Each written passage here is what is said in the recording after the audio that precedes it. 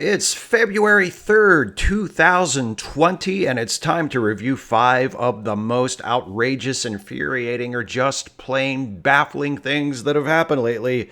It's your Facepalm 5. Let's count them up.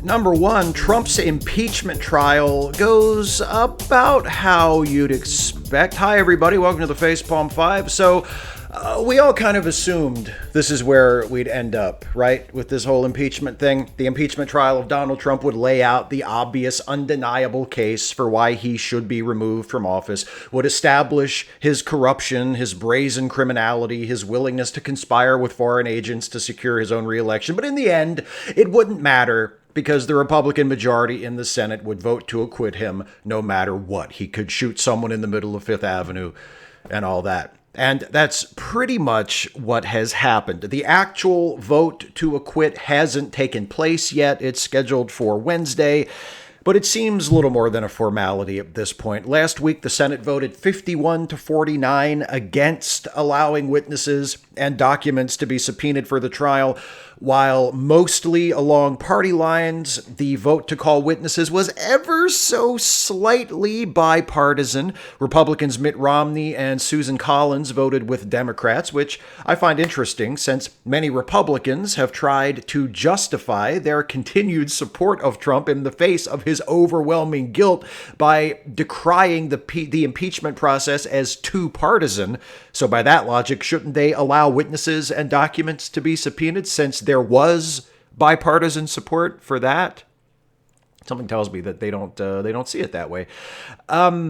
Even though it was broadly predictable, there were a few details that we couldn't have anticipated. For instance, most of us probably didn't expect the disinterest in the proceedings on the part of so many of the Republican senators to be quite as shameless as it was. Rand Paul sketched and worked on a crossword puzzle at one point, and Marsha Blackburn, Republican senator from Tennessee, was reading a book during the trial, and when she was called out on that by Jennifer Rubin, a columnist for the Washington Post, who is herself hardly a progressive firebrand, Rubin called out Blackburn for her inattention, saying it was shameful. And as you can see here in this tweet, Blackburn retweeted her and countered that she was reading a book titled Resistance at All Costs by Kim Strassel, which, she said, contains a chapter on obstruction that was instructive to the proceedings. So I looked up the book that Marsha Blackburn was reading, and it's this book right here, Resistance at All Costs. Notice the subtitle, How Trump Haters Are Breaking America. So something tells me that that's not the best book for someone in the position of being an impartial juror to be reading during the trial. So just that'll be a no on that. And second of all, even if that book is relevant to the trial, could you maybe read it? We don't need that. Could you maybe read it when you're not actually at the trial? Is that too much to ask? I mean, because even if it is relevant to the trial, you know what might provide even more insight into the trial than the book? Watching the trial. Paying attention to the trial. At least pretending to take your serious constitutional duty with a hint of responsibility. Most of us probably also couldn't have predicted that Alan Dershowitz, one of Trump's attorneys during the trial, would be standing before the Senate to argue that the president should be allowed to do whatever he wants as long as he believes it to be in the national interest of the United States, including cheating to win an election. Now, after he said that, Dershowitz tried to argue that he didn't actually say that, but the problem with Dershowitz saying that is that he was on TV when he said it, and a lot of people saw it, and he definitely said it. In fact, here's video of him saying it. Every public official that I know believes that his election is in the public interest. And mostly you're right. Your election is in the public interest. And if a president does something which he believes will help him get elected in the public interest, that cannot be the kind of quid pro quo that results in impeachment. Yesterday. So he kind of says it, right? I mean, he says what people are accusing him of saying. And, of course, all Dershowitz is doing in that clip is summarizing what has been the position of the Republican majority in the Senate from the very beginning of not just this trial, but the Trump presidency, which is he can do whatever he wants. We don't care. Several senators, Marco Rubio, for example, have even acknowledged that Trump did the things he is accused of doing. But they say they'll still vote to acquit because, hey, fuck you. There's something that we didn't need to predict because it happens constantly, and that is that Republicans are doing evil shit beyond the impeachment process. For example, here's number 2. South Dakota Republicans overwhelmingly approve transphobic bill. Last week, the South Dakota House of Representatives passed a bill that would allow doctors who administer hormone therapy to people under the age of 16 to be charged with a misdemeanor. In other words, it would criminalize hormone therapy for teenagers. The bill would also essentially ban gender-confirming surgeries for people who are under the age of 16. The particular shade of anti-trans bigotry perpetuated by this bill is disguised as concern for children. Oh, we don't want parents or doctors to force children to transition. Or, as it is often phrased by people who are totally concerned for the welfare of all children and not motivated by prejudice at all, we don't want parents turning their kids trans.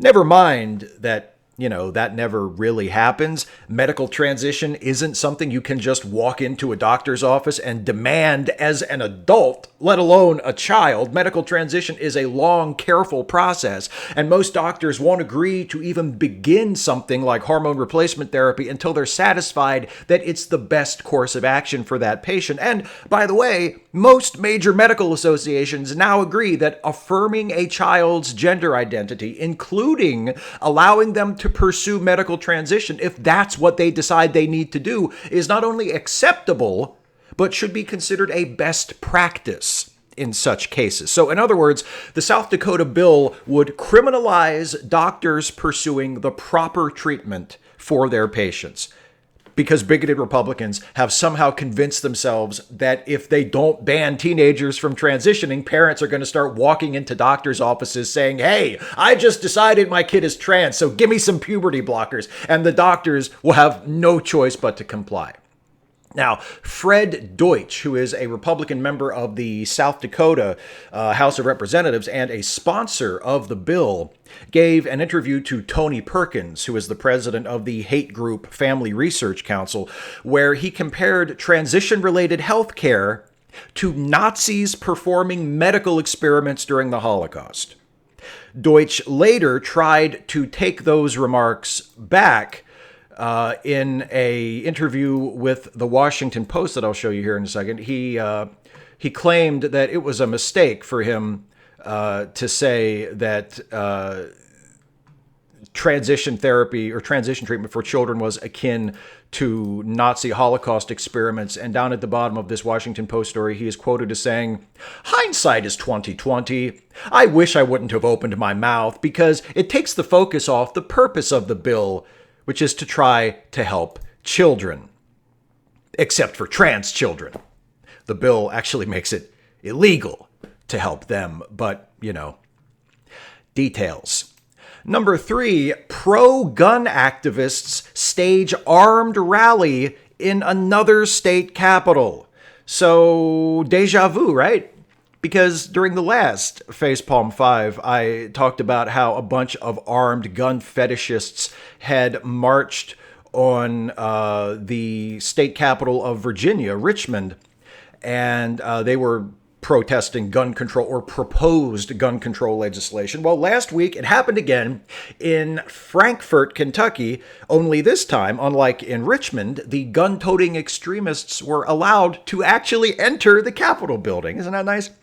According to the Louisville Courier-Journal, around 100 armed protesters occupied the Capitol, taking part in a rally that included speeches from a Republican member of Congress from Kentucky and a former cop who was part of a case that resulted in the U.S. Supreme Court striking down a firearms ban in Washington, D.C. A real hero, that guy. The protest was apparently inspired by the moves toward gun control in Virginia, which seems a little odd since, Kentucky isn't in Virginia. It's mostly in Kentucky. And while Kentucky does currently have a Democratic governor, both houses of its state legislature are controlled by large Republican majorities. So what are these gun-toting dipshits actually protesting?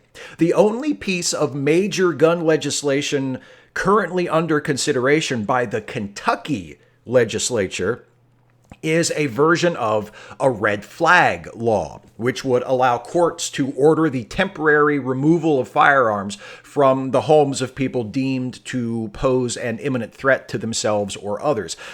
The thing is, the Kentucky red flag bill is co-sponsored by several Republicans. And because of that, it's just possible that it might have enough bipartisan support to pass. Now, it's still a long shot, and I wouldn't expect it to happen, but apparently the mere possibility that Kentucky lawmakers will pass a law that would allow guns to be temporarily taken away from people determined to be an immediate danger was enough to get these Second Amendment sucking shitheads to grab their semi-automatic security blankets and march on the state capitol, which, as I said last time about the Virginia gun rally, kind of demonstrates why further gun regulation is necessary in the first place, right? The mere whisper of new gun regulation, and they grab their guns and head for the state capitol. They're kind of making the case that they're protesting against, aren't they? Oh, and by the way, maybe you're wondering how all those heavily armed people managed to get into the state capitol. Don't they have, like, metal detectors, you may be asking? Yes! They do have metal detectors, but the pro-gun protesters found a way around the metal detectors, specifically just to the right of them. And there's a video that I will show you. Check this out. If you don't believe me, I'll show it to you in all of its ridiculous glory. So this is video taken by Joe Girth of people entering the Kentucky Capitol building during this armed protest. And here you can see there's a guy with a gun, and he walks around the metal detector, and the security guard gives him his little security badge. And listen, here it comes.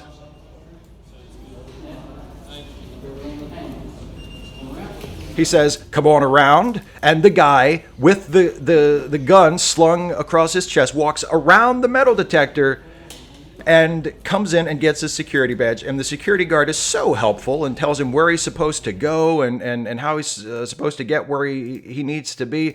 And this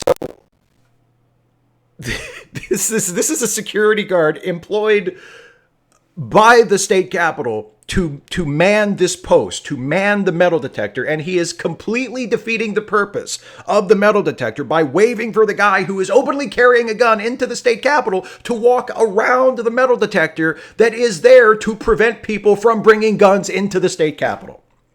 And by the way, you're not allowed to bring umbrellas or protest signs with sticks into the building, because they're too dangerous. People could use those as weapons.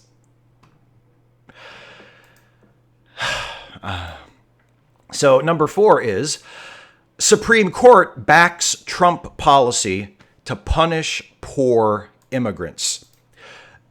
You know what I'm not such a fan of these days? The United States Supreme Court. So last week, in a 5-4 ruling, the Supreme Court allowed the Trump administration to implement its new immigration wealth test, pending lower court challenges. The wealth test policy allows a legal immigrant's use of public benefits, such as supplemental nutrition insurance. supplemental nutrition assistance, Medicaid, or housing assistance to be counted against them when they apply for permanent residence, also known as a green card, or for citizenship. Now, I reiterate, this policy applies to legal immigrants. That is, those who did everything the Republicans are always saying they want people to do. They stood in line, they entered through the front door, they signed in. Every time someone has pointed out how awful the Trump administration's immigration policies have been, the response has been, hey, we're against illegal immigration, okay? We have no problem with people who come here legally, unless they're poor. See, they don't say that. But then again, they have been saying that all along. They just don't usually say it in the same sentence like I just did. The wealth test is merely the latest policy expression of what has been Trump's openly stated philosophy regarding immigration since the very day he started his presidential campaign. We all remember that first campaign speech that he gave back in 2015, where he compared Mexican immigrants to rapists and drug dealers. But remember that he also said Mexico is not sending us their best people. And remember that time he complained that too many immigrants were coming from shithole countries?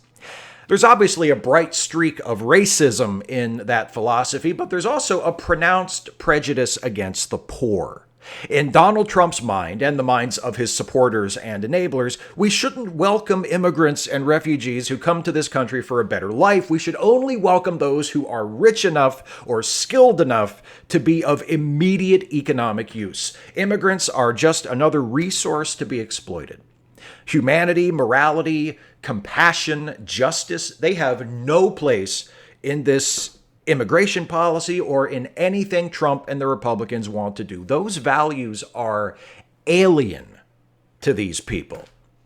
And those who will suffer the most under their continued rule are those who are suffering the most already.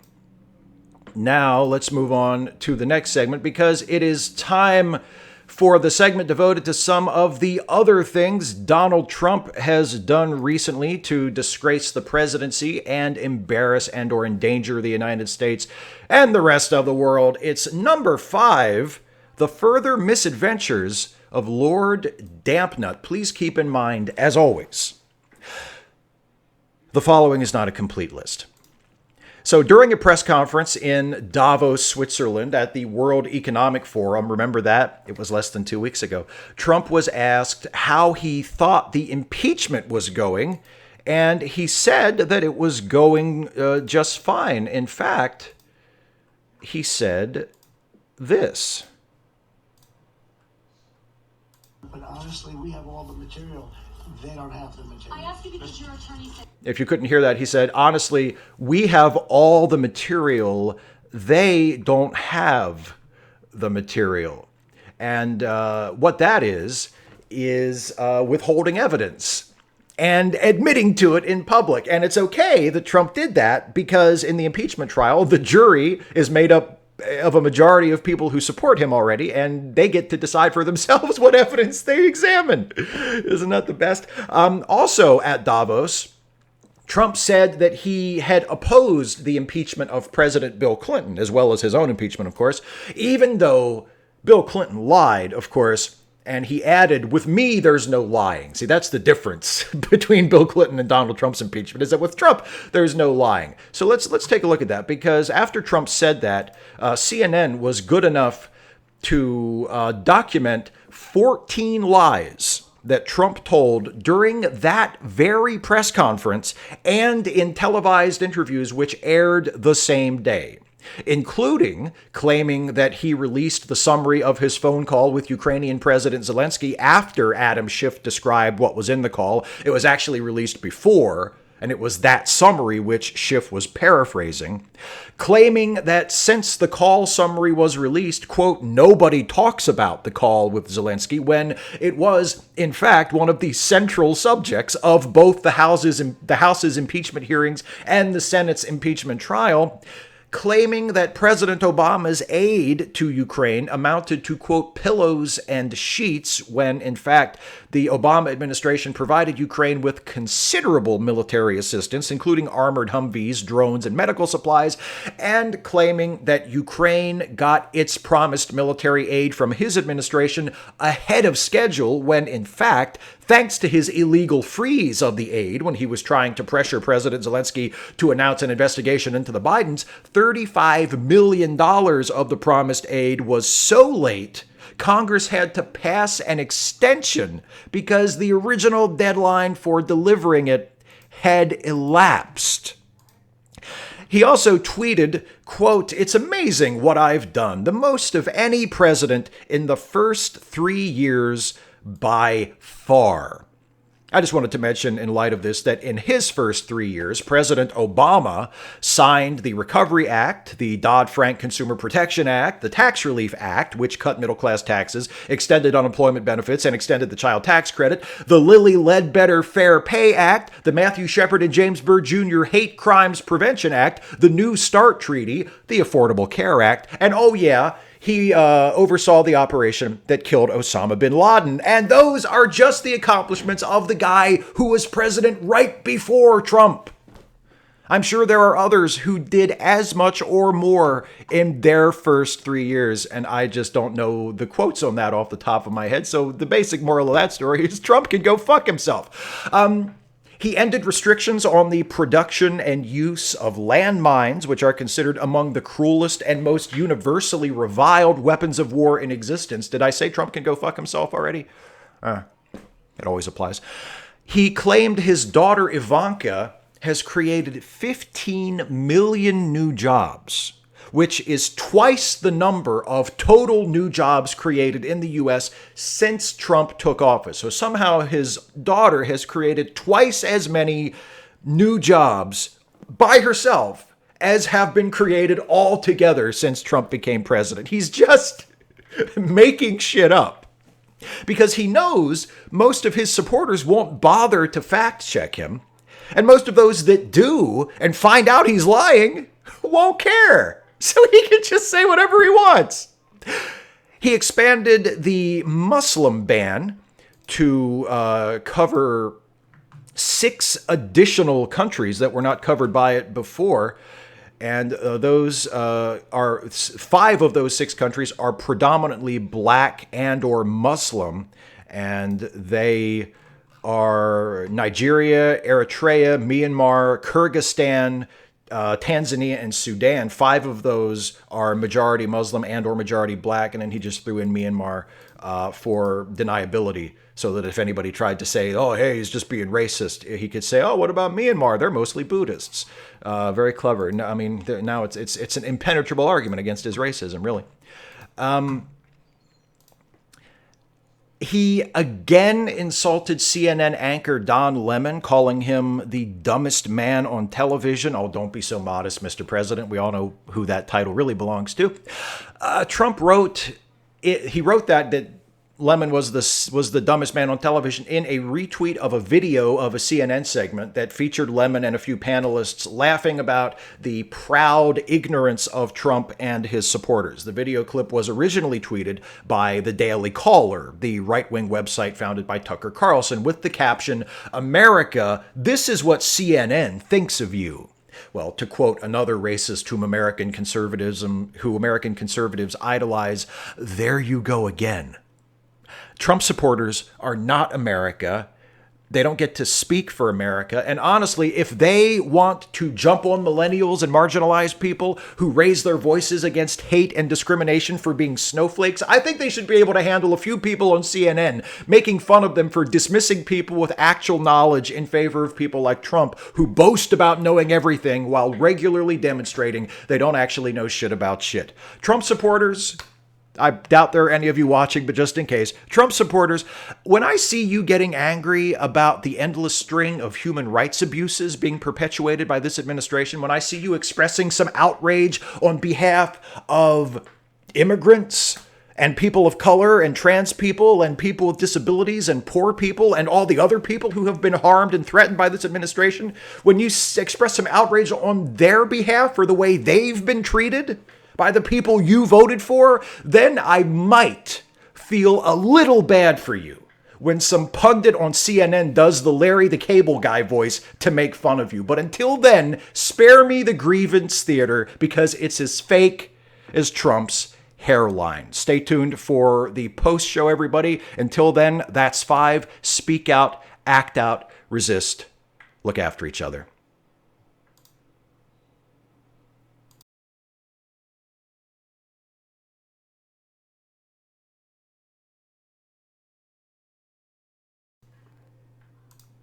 Okay, hey, just that quick. Welcome to the post show, everybody. Once again, this is the post show. So for those of you who just tune in for the 1, 2, 3, 4, 5 bits and you don't care about this second half, please don't feel obligated to watch the rest of it. You can go home now. You can turn off the computer, put your phone away, watch whatever you want now. The rest of this is just going to be me answering questions and hanging out with folks in the live chat. So hi, folks in the live chat. How are we? Hope you enjoyed that episode. Actually, there's one thing I want to show you before we get too far into the post show, and because I know that as was said in the chat before the show started, people were saying, the news gives me no hope, and I completely get that. So I don't really have anything to share with you that I can say, oh, watch this and it will give you hope. But I do have something that can maybe take the edge off a little bit. So let's just pay attention to this. This is something I saw like a few minutes before we went on the air, and just listen very closely.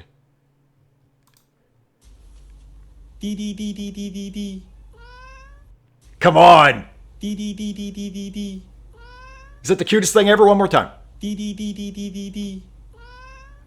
I mean, come on. If that doesn't at least put a little smile on your face, I doubt there's anything I can do for you. But anyway, there you go. That's just a cute little kitty cat having his paw or her paw being used as a telephone and then going, hello. So anyway, let's turn to the live chat.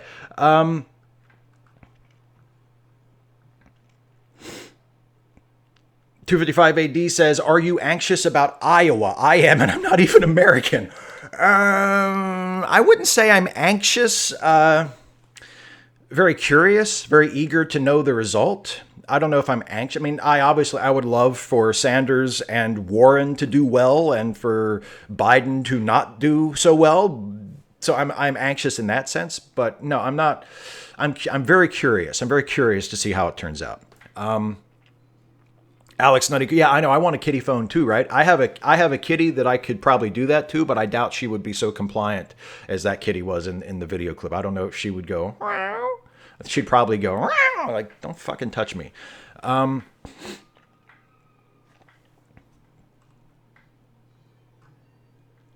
And someone says, okay, so it says, if anyone is in Iowa, please get out there and drag someone out to the polls. Well, yeah, to the polls or to the, it depends on how precise we want to be with our language, to a caucus site. Because, of course, Iowa can't do it like most of the rest of the country. They can't just have a fucking primary election. They have to have a caucus, right? They have to make it as complicated as possible. No, Some Random Geek, the live chat is not going to be on screen with me. I will read the chats that I'm responding to, but I decided not to put it on screen for this one. So I hope that's okay.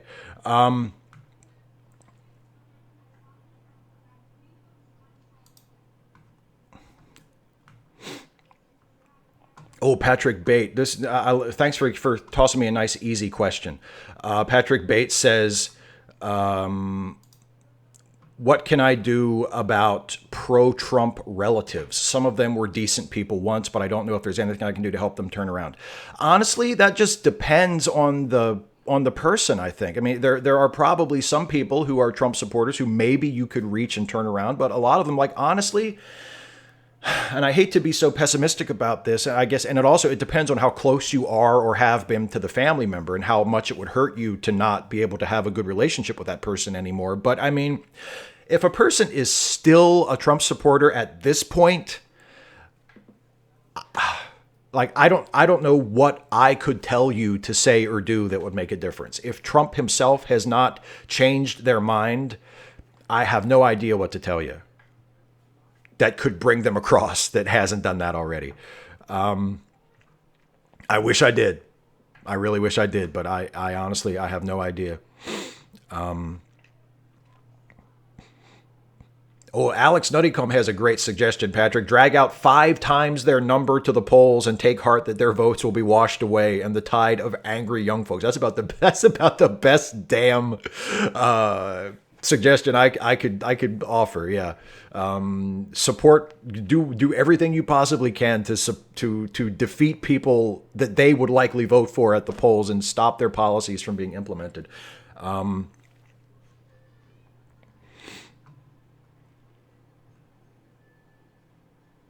Yeah, Faye Queen Corey says you can't make a difference and you can't change your mind. I mean, that's probably the case with most people who are still Trump supporters at this point.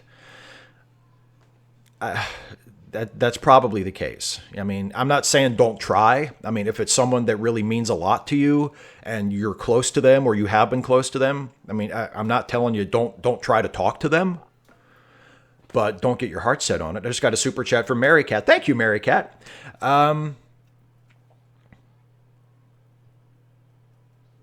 Tom Finley, 3 little words are now 6 little words. I love you, but you're crazy. That's probably not going to convince them, but it might make you feel better.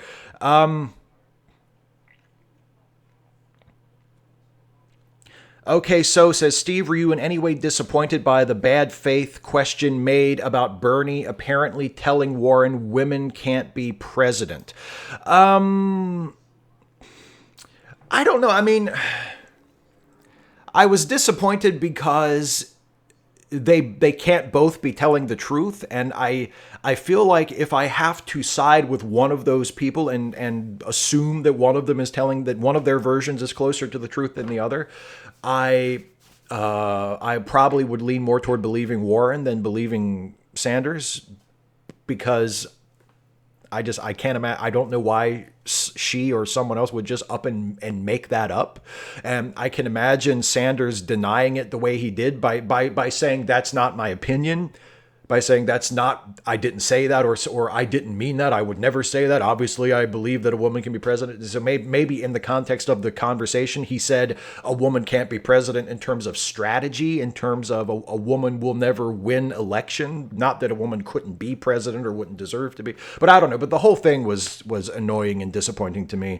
It didn't cause me to not want to vote for either one of them, because in terms of policy, Sanders and Warren are far and away my favorite candidates this time, and I've known almost since the beginning that I was going to vote for one of them in my primary. So it didn't really, it wasn't a big enough fuck up on behalf of either one of them to get me to say, oh, maybe I'll vote for Pete Buttigieg. Like, it's not going to happen. And yeah, I mean, could they have handled it better? Maybe, but I was I don't know. 255 AD says, do you find it difficult to imagine a left-wing victory? We've been losing my entire life, and even though I know Bernie has a good chance, I just can't imagine it. No, I don't find it difficult to imagine. I mean, it depends on what you define as left-wing. I mean, as soon as you, within the context of American politics, as soon as you say something about the left winning a particular election, there are people who will swoop in and say, actually, the left in America isn't really comparable to the left in other countries, because our political conversation has shifted so far to the right that what we in America would consider a leftist is actually kind of a left-leaning moderate in a lot of European countries. So there'll always be someone who will jump in and say, actually, but relative to the United States, one of our leftists winning a major, it's not hard for me to imagine. I think it could happen. I think it very well may happen. I hope it does happen in November, whether it's Sanders or Warren or whoever. I don't find it difficult to imagine. But at the same time, I don't get too comfortable with the idea. I don't want to get my heart set on it because I don't want to lose that sense of, well, we have to fight for it.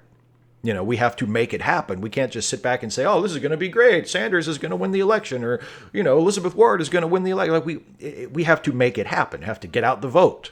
You know, that's the most important thing. So I don't want to get too comfortable with the idea, but I don't find it difficult to imagine a left wing or a left leaning candidate winning the presidency, or progressive candidates winning greater numbers in the legislature. I don't find that impossible to imagine.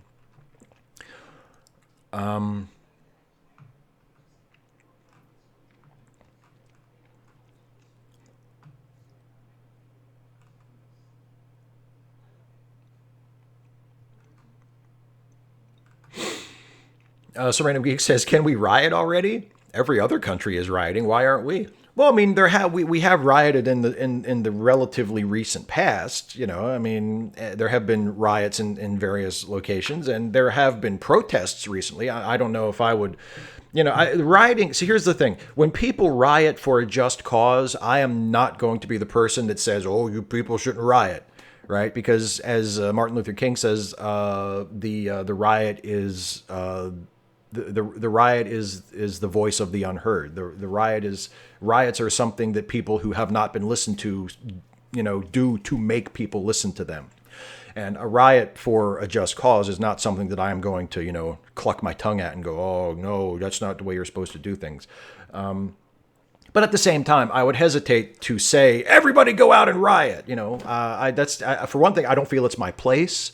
I don't feel like I am not a member of the groups that are most affected or most threatened by the policies that would provoke the riot. And in all honesty, I am probably not going to be personally participating in any riots. So I feel like it would be very irresponsible and very disingenuous and very hypocritical of me to say, yeah, let's go riot when I am not going to riot. Like it's similar for me to say, like, yeah, let's go fight a war, and I know I'm not going to fight the war. Like, I know I'm not going to be over there taking fire. I'm supporting sending other people in to fight a war that's not going to threaten me at all. So for me to say, yeah, let's riot, when I know I am not going to be threatened by the dangers created by the riot, and I'm not going to be putting my body on the line with the other people who are out there doing it, for me to say, yeah, riot, let's do it. Like, that doesn't feel right to me.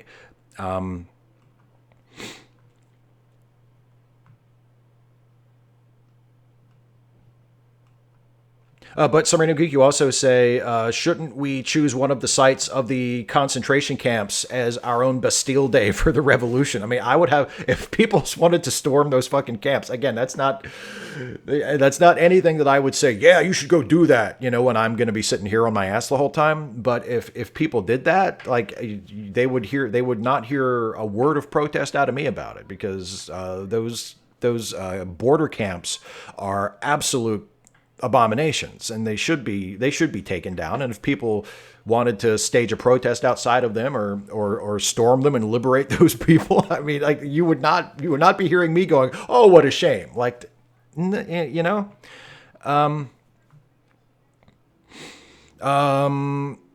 Mark Eldrigowitz. I'm sure that I'm mispronouncing that horribly, Mark. I apologize. But Mark says, should Sanders Warren win the election, do you think one term will be enough to undo the damage of Trump's term? If they have a Democratic majority in the House and the Senate, and we, the people, succeed in sufficiently motivating that majority to pass legislation and roll back a lot of the things that have been done, I don't know if all of the damage could be undone in a single term, but a lot of it could be, sure. I think a lot could be undone. I would prefer to have 2 terms. I'd prefer to have a whole bunch of terms in a row of a Democratic president, so we could get about the business of not only undoing the damage that Trump did, but also actually make some progress. That'd be nice to get back to doing some of that. So no, 1 term would probably not be enough to undo all of it, but we could make a hell of a start on it for sure.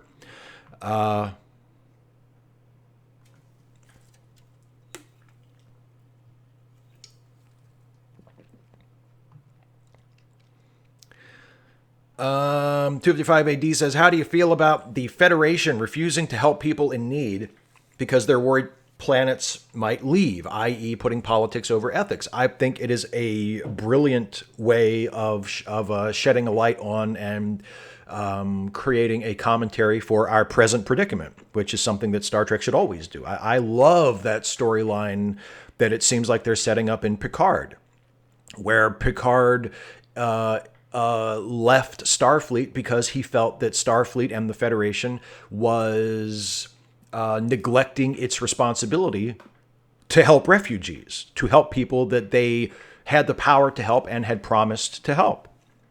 It doesn't reflect good on the Federation, of course, but then it doesn't reflect good on the United States when we do it either. And that's the point. So I think it's a terrific story. I'm a big fan of that story. Okay, so says, what's your stance on the reactionary left calling Sanders a bigot because Rogan, a reasonably insensitive and bigot libertarian radio host, claims he endorses him?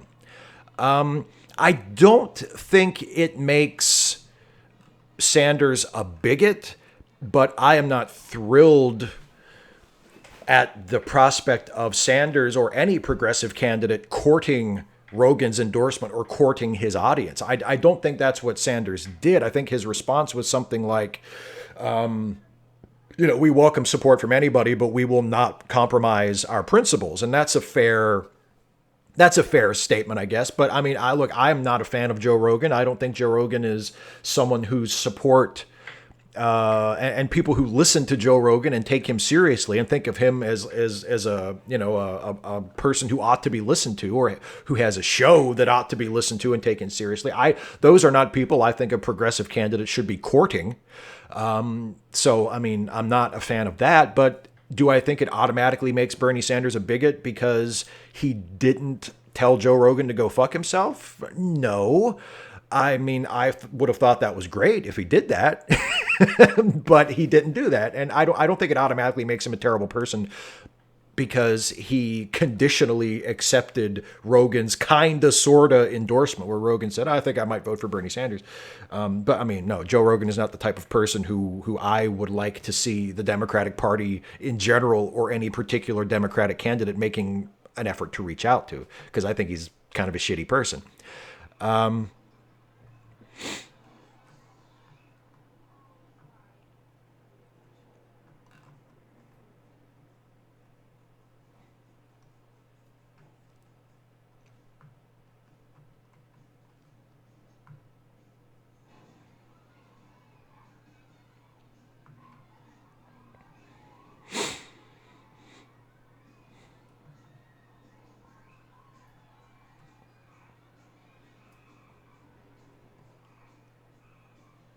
Matthew McEwen, I think is how that's pronounced. Again, I apologize if I fucked up the pronunciation. Says, would you endorse Biden if he became the nominee? Yes, I would. I will vote for whoever the Democratic nominee is, and I will try my best to convince other people to vote for them.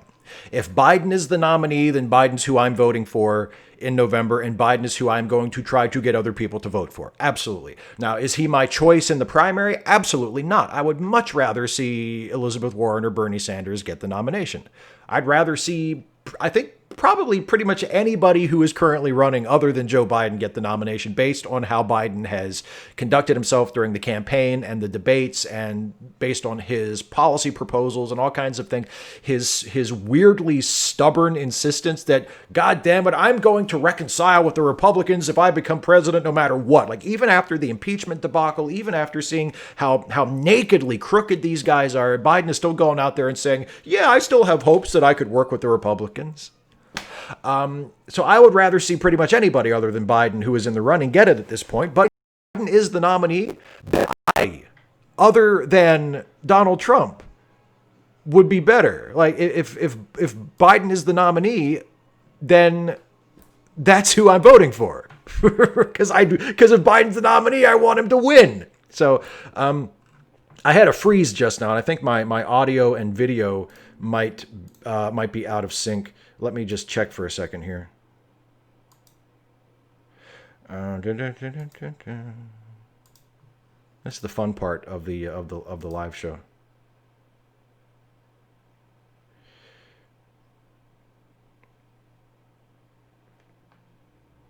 Yeah, okay, I'm out of sync. I just had to check. So now I'm going to do that thing I do where I hopefully can reset my... Let me try this. Did that work? This is the where I get to see if it actually worked. Now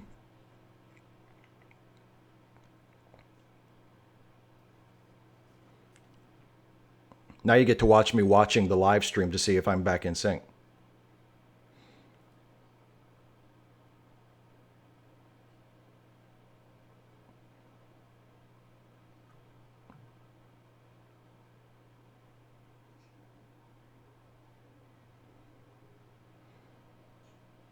It didn't work. Okay, cool. So I'm going to do the other thing that I'm supposed to do now.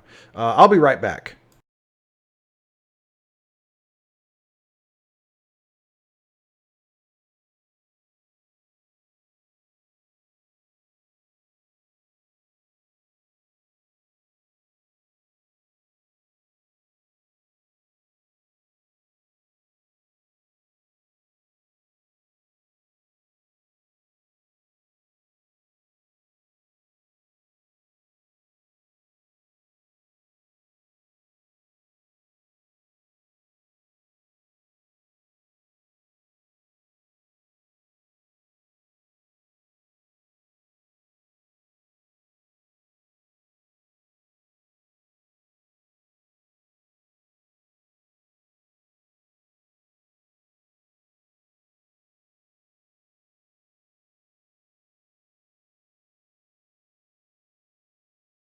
I had my mic turned off. I had my mic turned off. Okay, so anyway, so am I synced again? We'll do that. Anyway, so I was answering some random geek's question. Some random geek said if Biden is the nominee, then he will continue shitty neoliberal policies like austerity, and that's terrible, isn't it? And my answer was yes, that is terrible. But Andrew Michael says in the chat, Steve, you're just breaking it more. I'm sorry. Sometimes you have to break it down in order to build it back up. Yeah, so if Biden is the only alternative to Trump in November, then he's who I'm voting for. Yes, I'm sure a lot of Biden's policies, because they would not be as progressive as some of the other candidates, would be insufficient and would even perhaps be harmful to people. But would they be as harmful as Trump? No, I don't think they would be nearly as harmful as Trump. And is there a better chance to actually make progress with Joe Biden as president, and especially if he is backed by Democratic majorities in both houses of Congress? Yes, there is. So if Joe Biden is the option in November, if he is the Democratic nominee, then I am voting for him. And I will do backflips from my house to my polling place to get in line to vote for Joe Biden if he is the Democratic nominee. I will not have to hold my nose. I will not have to second guess. I will not have to go, oh shit, here I go, vote for Joe Biden. I might have to do that in another election, but if the option is Joe Biden or Donald Trump, that's not even a choice. That's not even a choice. So I'm not voting for him for the primary. I'm voting for Elizabeth Warren, probably, and if not her, Bernie Sanders. I hope he's not the nominee because I think there are better choices that we have available to us as Democrats that deserve to be the nominee and I think would have a better chance to win the election. And I think if they were elected, they would be much better presidents than Biden would be. But if Biden is the nominee, I'm voting for him.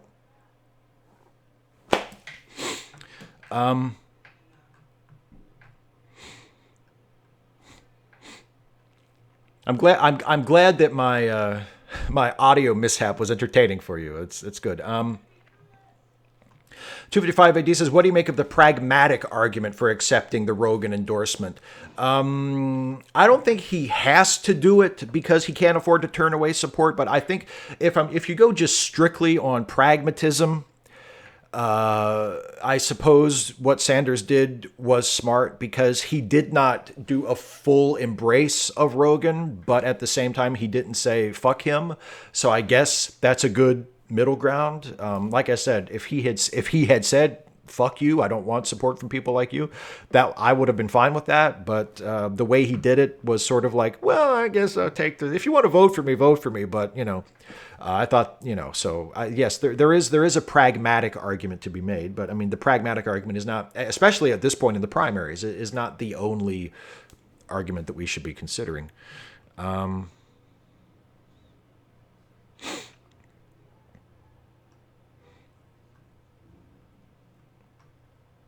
Hans Mar says, I think the left in general often lacks political pragmatism. Gee, you think?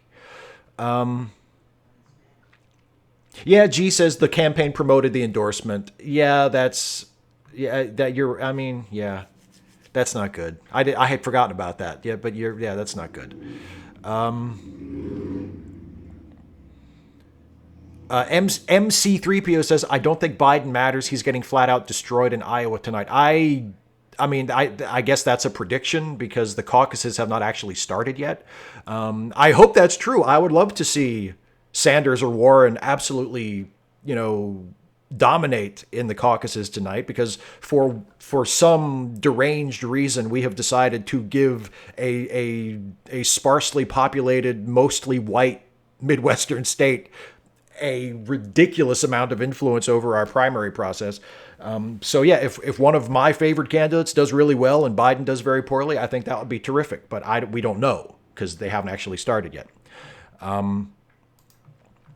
I got a couple of super chats, by the way, that came in during my mishaps that I want to, and one that came in just now that I want to acknowledge. So the first one is from John Burns. Thank you, John, very much. And it says, how about Andrew Yang winning? Same thing as Biden? Yes. If Yang is the nominee, and I just want to make, Yang's not going to be the nominee. But if Andrew Yang was the Democratic nominee, yes, absolutely. I would vote for him against Donald Trump in a heartbeat. And also another one from Matthew McEwen, who says, thanks from Canada. Well, thank you very much for your generosity. I am glad you're watching. I'm glad you're with us tonight.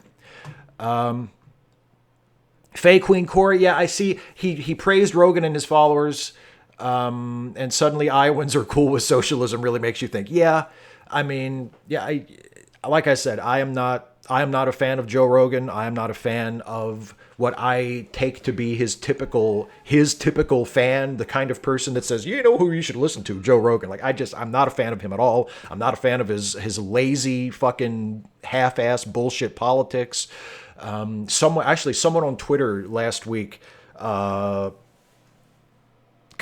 said Joe Rogan is like some kind of ancient warlord on the Mongolian steppe who decides that he wants to learn things, and so he has people like scholars and things brought to him at his court, and he says, you explain lights in sky to Joe. And the smart person will be like, well, here's how it works. And then, that's like the Joe Rogan experience is there's this guy, this inexplicably popular, influential shithead who doesn't know a fucking thing about a fucking thing, having people, in some cases a lot smarter than him and who are really extremely knowledgeable about things. And in other cases, like Jordan Peterson, come in and tell him about things. And he's just like, that sounds good. He has absolutely no capacity to judge whether the information he's getting is good or bad because he's a dipshit.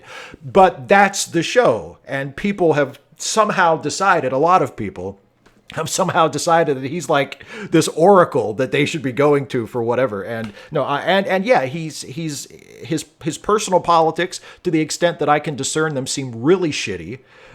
People have said that he's transphobic. I don't think Sanders should be touting his endorsement. I don't think Sanders should be, enthusiastically accepting his endorsement. So I mean, what Faye Queen Corey said there, I agree with that. I got another super chat here from the Flying Pig. Thank you very much for your generosity, by the way, Flying Pig. It says, as a Brit, I find it hilarious that Bernie gets called an extreme left, but compared to the standard American viewpoint, I guess he is. If he gets elected, what do you think the chances are of an anti-communist uprising? And then #sync. Thank you very much.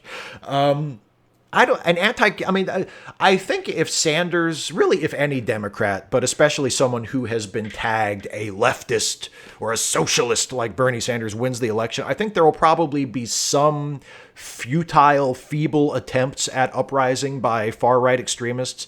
I don't expect anything too major. Like, I don't expect civil war or any kind of armed insurrection. But yeah, it's possible that there might be some people who are like, the commies are taking over, and they might try something. But I don't think it's anything that the average person should be worried about.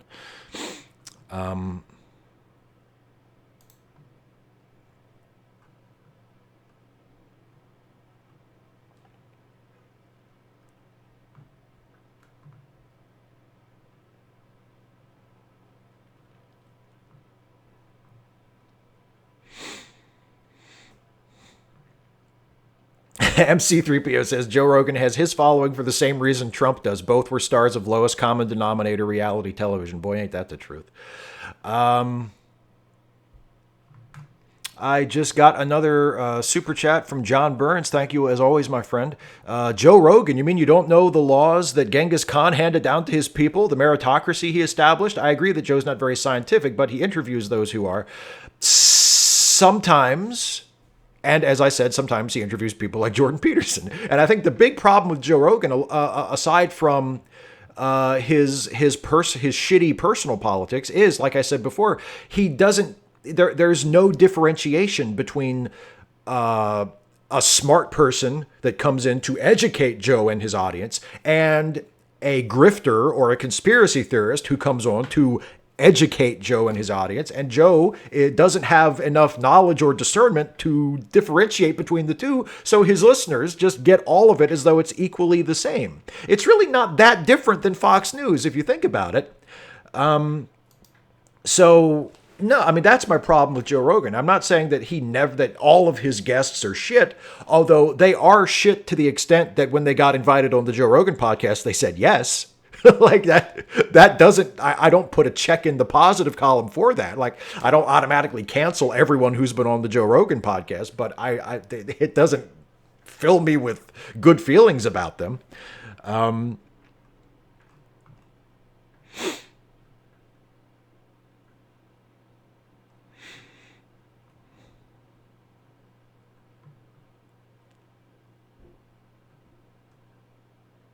Yeah, Jeremy Likens has a good point. They call people on the right absolutely lost their shit when Obama was elected. People called him a communist, called him a socialist. Actually, this is the funniest one. Mark Levin, the right wing radio host who was a huge fan of John Bolton until he wasn't about a week ago.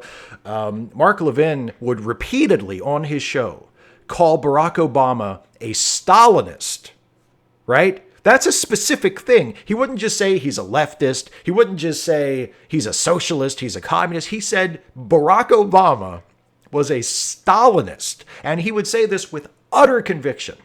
And yeah, there were people on the far right absolutely lost their shit when Obama was elected, and there were not armed uprisings. So maybe that's a good indicator that if Bernie Sanders were to win the election this time, that there would really not be a significant danger of an insurrection by anti-communists in its wake.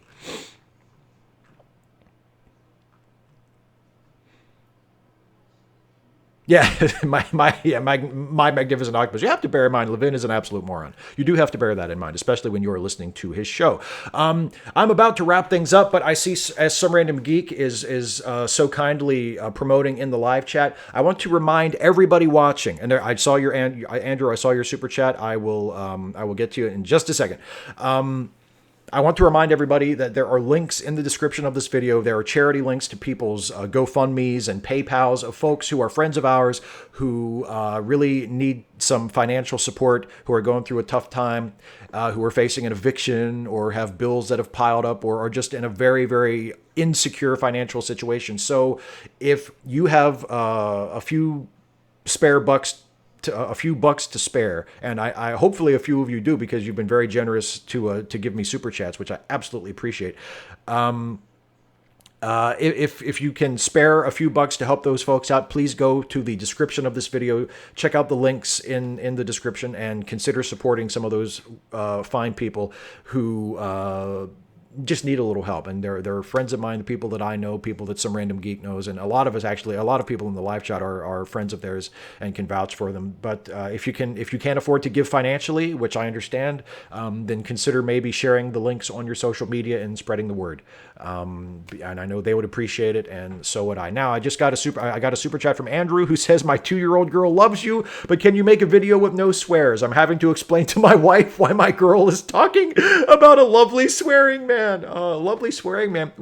See, lovely swearing man is like my favorite new nickname for myself. I don't know how I could do without that. I actually swear a lot less than I used to. For people who've been watching my channel for a long time, back in the Steve Likes to Curse days, I swear a lot less than I used to. But I can't promise that I'll start making videos with no swears. Although I do make videos with no swears. It's just, I guess you can never tell when I'm going to do one, because it's not like I announce it. But thank you very much. I'm glad that, despite my being problematic for my awful profane language, I'm glad that you and your 2-year-old daughter appreciate my stuff. That means a lot. I also got a super chat from John Burns. Again, thank you, my friend. Says, Joe's had on lots of guests, some scientific, some not. Name one guest on Rush Limbaugh. Joe was great in news radio. Andy Dick is scientific. Look, you're not going to get me on the Joe Rogan bandwagon. I think Joe Rogan is a piece of shit. But like I said, I don't automatically cancel people for going on his show, so I certainly wouldn't automatically cancel someone for listening to it. But I'm not a fan of Joe Rogan. I don't think he's a good guy. Also, I got a super chat from John Gingras. Thank you, John, who says, Steve, I don't have a PayPal account. Could you kindly pass this along to Joanna? I would absolutely do that for you. Yes, I will do that as soon as this show is over. I will donate that super chat you just gave me to Joanna. Thank you very much. That's really, really cool. And John Burns says, conservative, you will define at the beginning of your March Trek video. If that wins the poll, I will. Yeah. If the March Trek video does wind up being, why do conservatives love Star Trek? Then yeah, of course I would have to define it. That would be the only fair thing to do, would be to define it before I go into the video. Yeah, sure.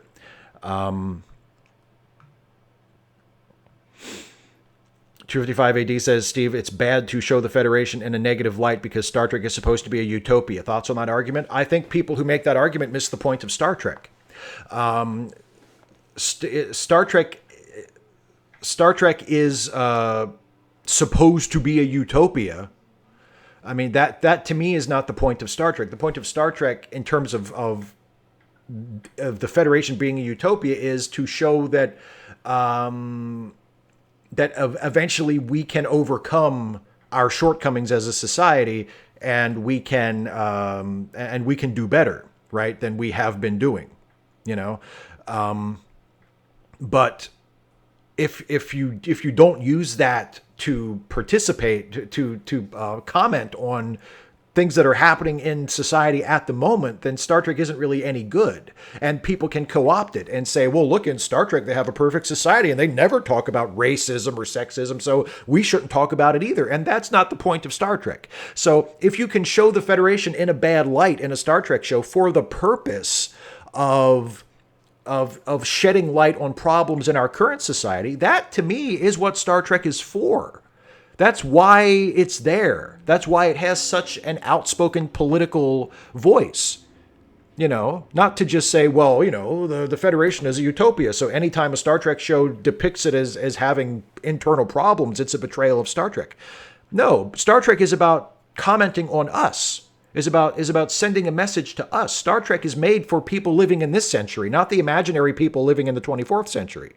So if you can show the Federation in a bad light and use that to send a message about us and how we should change our society, change our behavior, change our attitudes, that's what Star Trek is for. That's what I want Star Trek to do. So if someone watches for instance, the new season of Picard and automatically dismisses it because, oh, they're showing Starfleet doing things that are corrupt and bad, and that's not what Star Trek is about. Respectfully, I think you have missed the point of Star Trek, because it's not about showing a utopia that never has any problems. It's about showing a world that can then be used to comment on our real world and spur us here in the real world to action, to change things that need to be changed. That's one of the great values of Star Trek. So anyway, that's it, everybody. I am going to wrap this up. Thank you, as always, for paying attention to me, for watching. I want to give a quick shout out before we go to my newest Patreon patrons. These are people who have donated $5 or more to my Patreon campaign, and their names are BBD, MPC, Kimberly Kelly, and Nathan Baker. Thank you all so much for becoming new patrons at the $5 per month or more level. I appreciate all of the support. I appreciate the support I get from all my patrons at whatever level of support they give me. You can become a patron at patreon.com/Steve Shives. Also, don't forget to check out the Let Me Listen podcasts that I co-host, along with the wonderful, brilliant, hilarious Jason Harding. New episode of Late Seating, our... it just went up on Friday, and this coming Friday is going to be a new episode of the Ensign's Log, so check those out. Links to all of those are in the description of the video. And the music that you heard a couple of times inadvertently throughout this episode is called Proto Funk by Kevin MacLeod. Kevin, of course, does awesome royalty-free music at his website, incompetech.com. Go to Kevin MacLeod for all your royalty-free music needs. That's it, everybody. Thank you all so much for watching. I will see you on Friday for a new episode of Ask Away, where I'll be answering questions from patrons and from folks in the live chat the whole time. So I hope you can join me for that. Thank you all for watching the Facepalm 5 and the post show. And I will see you in 2 weeks for another one of these. And I'll see you this coming Friday for Ask Away. Thanks for watching. Take care, everybody.